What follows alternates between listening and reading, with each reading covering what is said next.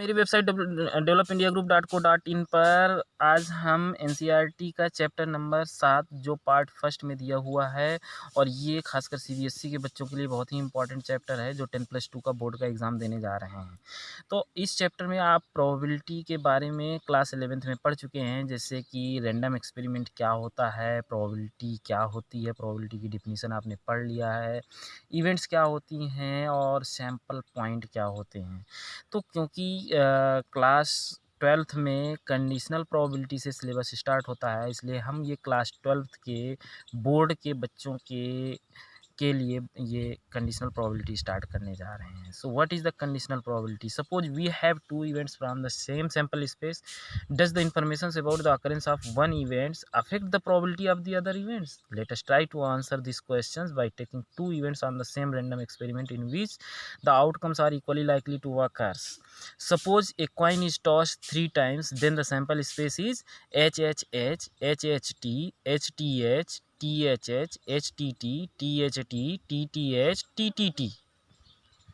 Since the coin is fair, therefore the probability of occurrence of each point is 1/8 because the coin is fair. Let us take two events E and F. F is the event in which at least two head occur.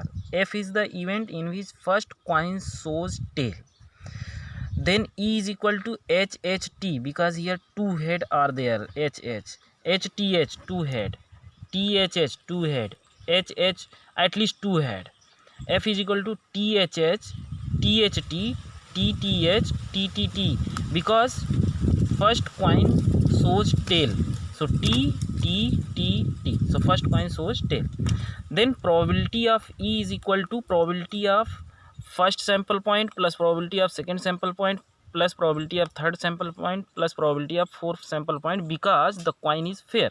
That's why इनकी separate probability हम add कर सकते हैं। तो पहले point की probability कितनी हो जाएगी 1/8, दूसरे की 1/8, तीसरे की 1/8 और सभी को ऐड करेंगे तो 1/2 हो जाएगा। Similarly probability of F is equal to probability of first sample point plus probability of second sample point plus probability of third sample point plus probability of fourth sample point, और सभी की probability 1/8 है तो 1/8 करेंगे तो 1/2 आ गया।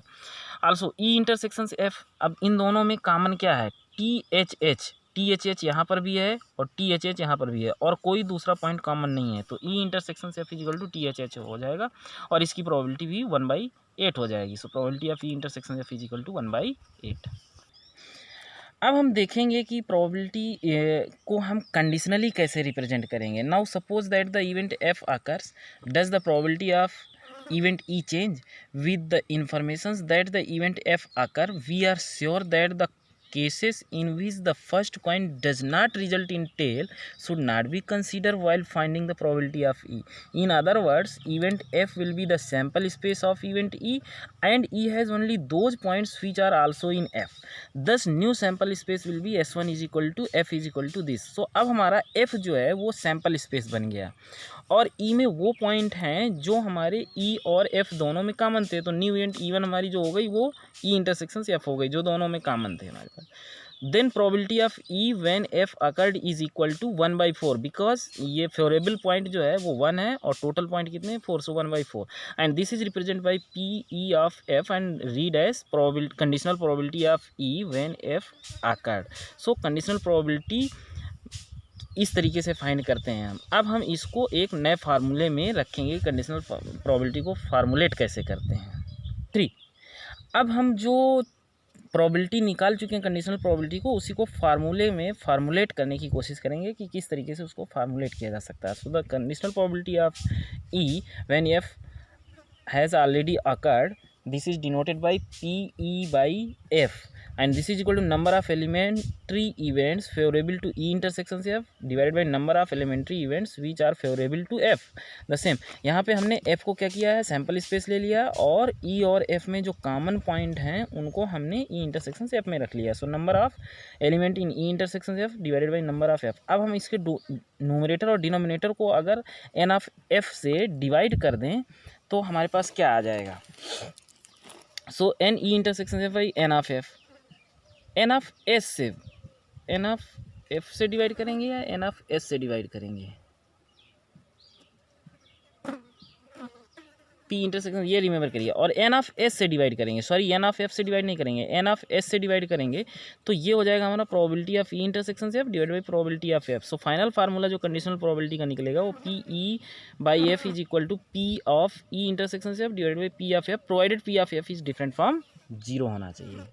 अब हम कंडीशनल प्रोबेबिलिटी की जो प्रॉपर्टीज़ होती हैं वो देखेंगे। जैसे हमको कंडीशनल प्रोबेबिलिटी ऑफ एस निकालना हो, एस क्या है हमारा सैम्पल स्पेस, पूरा रैंडम एक्सपेरिमेंट का सैम्पल स्पेस हो, और एफ उसकी एक इवेंट हो, तो P of S by F is equal to P of S intersection F by P of F. अब एस इंटरसेक्शन एफ क्या होगा, पी ऑफ एफ होगा, बिकॉज एस जो है वो सैम्पल स्पेस है और एफ जो है उसका एक सबसेट है, तो S intersection F is equal to हो जाएगा, तो ये 1 हो जाएगा। इस तरीके से P of F by F निकालना हो तो P of F intersection F by P of F, ये एफ इंटरसेक्शन एफ यानी एफ आ जाएगा, तो ये भी 1 हो जाएगा। Thus P of S by F is equal to P of F by F is equal to 1 होता है हमारे पास।